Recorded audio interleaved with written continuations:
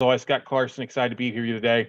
Had a question that I wanted to answer on this podcast from one of my coaching students. I thought it was very relevant. I know we get kind of bogged down in different things sometimes when it comes to podcasts, but I wanted this this question that it was asked was something I was like, I take it for granted sometimes. And when you're so busy and you're doing a lot of deals, a lot of times the things we think are simple aren't so simple who somebody's brand new. You know what I mean? So this topic today is all about what the hell do you do when your borrower stops paying? Many people get in the note space. They're in the performing side of the business. They're buying performing notes, or they're originating, notes, owner financing, contract for deed, or first lien in the property. And everything is all pleasant. The borrowers put some money down, hopefully, some skin in the game. They're excited to get in their new house. You're excited to start getting that monthly cash flow, not have to deal with toilets, stands, and trash outs because it's not a rental anymore. Or you're getting that property to start bringing in capital to you, some sort of money, profits, right? Well, what happens when they stop paying? Because let's face it, life happens. I cracking up a little bit because on TikTok, Dave Ramsey has a rant video about rental properties. If you think your renters are going to pay your rent, you're so wrong. Well, I think he's a little jaded because that's the idea is renters are going to pay your rent, right? Which then pays their rent, which pays your mortgage, right? And you should be socking some money aside, uh, definitely 10, 15% of your rental income for the rainy day when they don't pay. But with mortgages, what the hell do you do when the borrower stops paying? Well, hopefully you're getting a notice. Hopefully your borrower is alerting you that they're going to be late on their mortgage payment. They're calling up and letting you know, hey, something happened. I'm out of work. I've been sick, going through divorce, whatever it might be.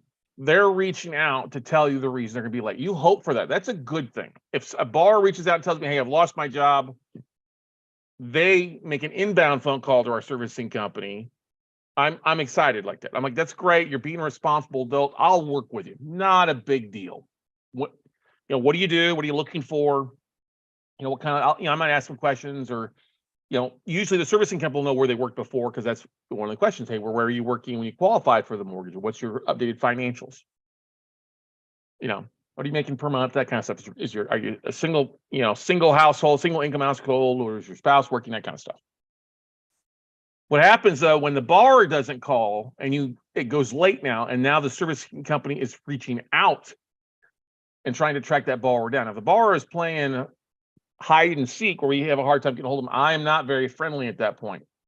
You need to be communicate with me if I can work with you. If you communicate with me, I will be your best friend. I'll give you some leniency.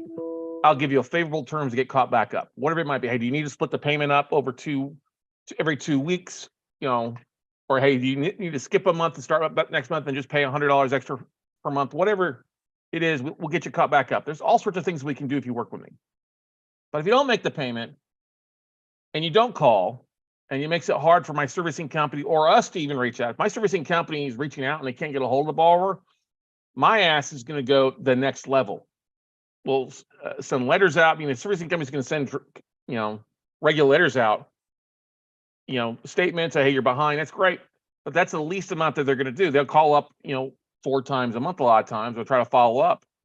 You realize if it's a performing note, they're only collecting $15 to $25 a month. If it's a non-performing note, if it goes more than like 60 days, 90 days past due, you really need to jump on this so it doesn't depreciate the value of that note. For every month that borrower's not paying, the value of that paper reduces 5, 10%, just like it would when we're buying it. So some of the things we do, we'll pick up the phone ourselves.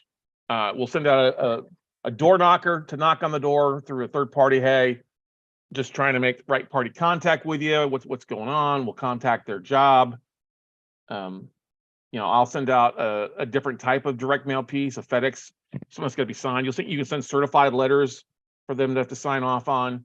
Sometimes that works. Sometimes they won't sign off on that. So I'll send out a FedEx letter that's got to be signed and knocked on the door, not just a mail piece, but a FedEx envelope that's got to be signed for, just to get some type of what's going on. Now, if they don't respond, then what you need to immediately do is have your server send out what's called a demand letter.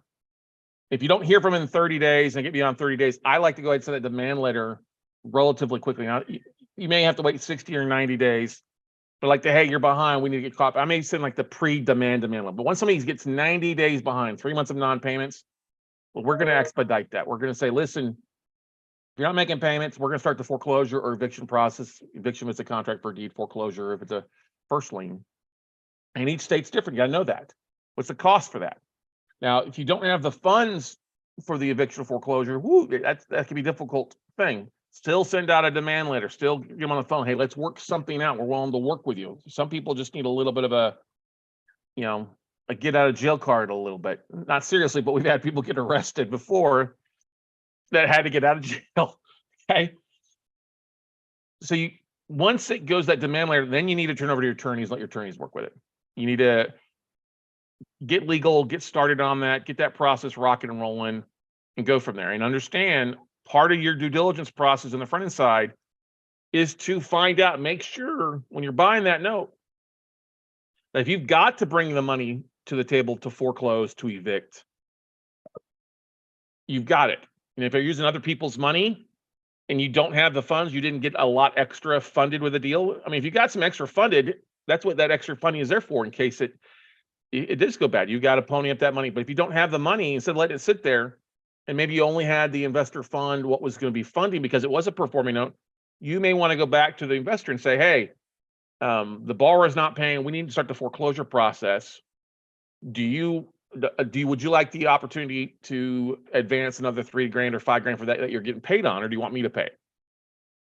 Sometimes people are like, oh yeah, here you go. I'll pay the $5,000, or here I'll advance the $5,000 to start the foreclosure process so we can expedite this up. Okay. The biggest thing I've seen investors drag stuff out a year, 2 years, because they just didn't want to foreclose. They want to go back and forth and be nice because they got to know the borrower. I'm like, listen, you run a business, you don't run a charity. You have to realize that you have to start the foreclosure process. Now, I get it, funds are tight and stuff like that, but you got to make this thing happen. You got to start reaching out, start sending out a letter offering a deed in lieu process instead of foreclosure. That's very effective in what we do. It's one letter we send out right after we send them in, like, hey, we're getting ready to foreclose on you. We're going to give you one last chance to get out of jail card. We can either do a payment plan, or we can do a deed in lieu or cash for keys of some sort where you walk. If I foreclose, it's going to affect you negatively for 7 years. Late payments, if we start reporting these to the credit bureau, it will affect you for 24 months on just late pays. But if you come to the table, I won't report the late pays if you come to the table and working with me. Okay. Now, one thing that you do not want to, and I see this happen all the time. Okay. If your borrower is 90 days late or 120 days late, depending on what the state mandate is, and they come to the table and they make a partial payment. Now, if you're self-servicing, which you shouldn't be, you should be having a third-party servicer. They send it into your servicing company. Your servicer should alert you, hey, we have received a partial payment. Now, it is up to you to collect. If you want to collect that and apply that, here's the thing. Here's the catch-22. It's great to get some money coming in, okay? But if you've got a pain in the ass borrower who only makes a partial payment or start to drag their feet and you haven't communicated with them, I would not accept that payment. I would reject it and mail it back to them if it's not for the full amount due. If you don't have anything written down, if their mortgage payment's $800 a month and they only send you $200 and you accept that $200, guess what? You just gave them permission not to make full rent payments. I know, Scott, I need the $200. I got to pay my best. I get it.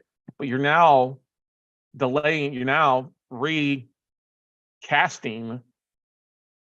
the statute of limitations. Now they're not necessarily behind anymore. Now they can drag their feet as long as they want for another 90 days. And if they pay you a partial payment, you keep it. Guess what? You just drag it out some more.